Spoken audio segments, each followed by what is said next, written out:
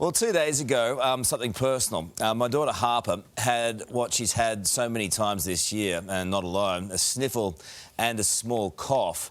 Within about 6 hours, she had a temperature. It wasn't too bad, but nonetheless was there. We gave her Nurofen and Panadol like advised and put her down for a sleep. When she woke up, she was breathing really quickly, wheezing, and her heart rate and temperature were through the roof. So we took her to our GP, who is brilliant. But within a couple of minutes, her condition deteriorated. Her temp was more than 40 and her heartbeat was climbing over 200 beats per minute. We were really worried. Our GP did incredible work, stabilised her with a nebuliser and called an ambulance. From the ambulance officers were incredible. At North Shore Hospital, more doctors worked on her and she was admitted after several hours at emergency. They did a brilliant job. The hospital staff, unbelievable. The reason why I'm sharing this is because I know we aren't the only ones going through it. And when we put a call out on social media, there were literally thousands of parents in similar situations. We were lucky, and we are lucky, it wasn't more serious. And we were lucky we had good people around her. But this is a shared experience this morning. That's why we're doing it, Ali. Yeah, and when it happens, it is really, really scary. That's why we've brought in the experts who can break down exactly what's going on. And we're going to go first to Royal Children's paediatrician, Associate Professor Margie Danchin, who is in Melbourne. Professor, you just heard there what Karl and his wife Jazz went through with little Harper. What are you seeing in hospital wards right now? Good morning, Karl and Ali. Yes, Karl, that is unfortunately a familiar story at the moment. After the last 2 years being so tough with COVID for parents, we're now seeing just a huge increase in viral respiratory infections for children. Since March, April, we've seen a big increase in flu A for kids, with lots of presentations to the emergency department and about 20% of children needing admission to hospital. And also in the last sort of month or so, we're also seeing an increase in presentations and admissions for RSV, which, Karl, is what I suspect your daughter probably had. And that's sort of the most common respiratory infection in children, and it causes bronchiolitis, pneumonia, and even triggers asthma. So, you know, parents are really dealing with this sort of massive influx of respiratory infections at the moment. The thing is, and what Ali's saying is 100% right, you just panic. And when doctors start moving fast, you start getting more worried. And I think that the hardest thing for us was knowing, I mean, we felt guilty about it. We should have probably taken her directly to hospital. We took her to the GP instead. How do you make that decision? What are the things you can tell a parent this morning that helps them make that decision? Yeah, and this is very good to discuss up front because, as we know, our emergency departments at the moment are really overwhelmed, and we don't want parents going to the emergency department waiting 6-8 hours if they can go to their GP. So, as you correctly said, if a child has increased work of breathing or rapid breathing, what we call breathing difficulty, or any blueness around the lips, or any signs of dehydration, so if the child is not drinking, if they're listless, pale, those are the things that should encourage a parent to take their child to the emergency department rather than straight to the GP. The breathing thing is... If the child has a fever...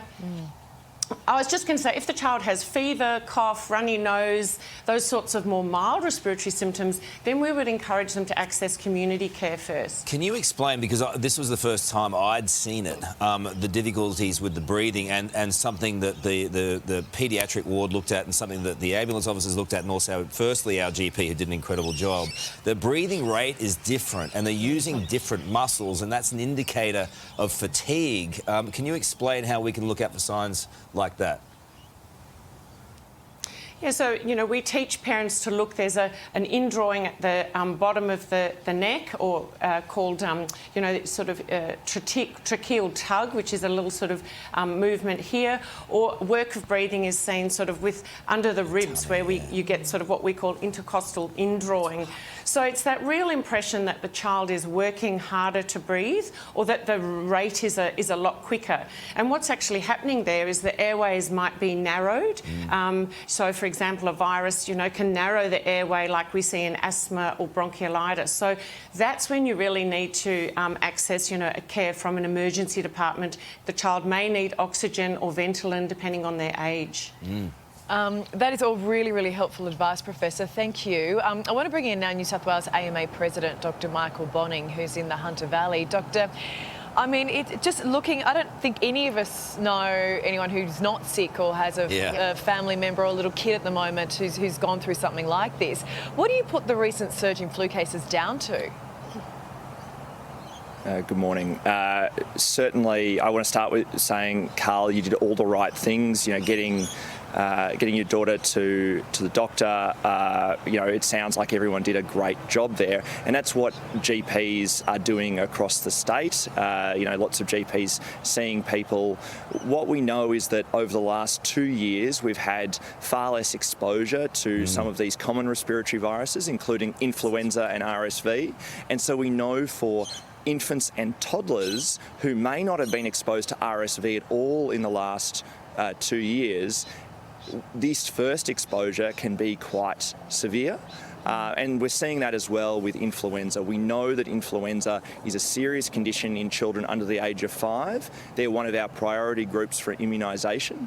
And that is something that we want to encourage all parents to be thinking about, especially while there's a bit of a blitz on for flu vaccination at the moment across the country. The hard thing too is you can't really prescribe something to fix the cough, right? So it's all about dealing with the symptoms around the outside of it.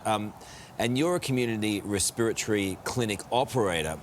The thing that I noticed is that it went from 0 to 100 in terms of emergency really quickly. So how do you stay across that as a parent? I mean, things with small children change quickly, and I think that's exactly it. We heard really good advice just a moment ago about what to look for in terms of how children, how their chest is moving, how they're indrawing around their ribs, around their throat, and if they're starting to become listless, if they're missing feeds, especially in young children under the age of 1, they're the reasons why we really want to make that early decision to go to hospital. I often talk to parents and between the time when we've spoken to them on the phone as part of an early triage and then the time we see them in person, things have changed. Yeah. And we try and make sure that, and your GP is often a really good person to have that discussion with early at that time when it's a fever and a runny nose and you just want to talk to someone and get some advice. I especially say to do it at 5 o'clock in the afternoon if the symptoms have come on across the day, because there's no one really to talk to at 2 in the morning. Yeah. So the idea to get some advice early and know what the triggers and warning signs are. Most states, through their children's hospitals, also have excellent fact sheets on respiratory illness that tell us exactly what the kind of warning signs are and things that we should be doing, which I think is particularly helpful for parents, especially sleep-deprived parents in the middle of the night. Yeah. Yeah, look, really good advice from both of you there. Thank you, because, it's, as you say, there's nothing more terrifying than when one of your kids goes down quickly when they're sick. So thank you for that. Brilliant.